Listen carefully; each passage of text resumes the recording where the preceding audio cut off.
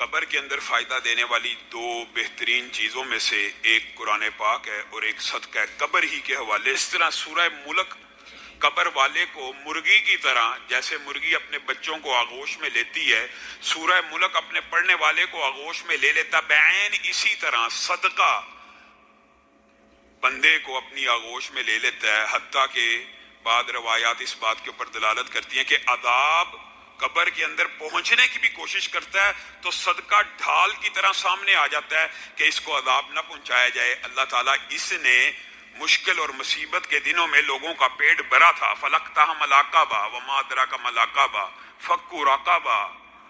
تم نیکی کی گھاٹی کو کیا سمجھتے ہو؟ نیکی کی معراج کو کیا سمجھتے ہو؟ یا نیکی کے عروج کو کیا سمجھتے ہو؟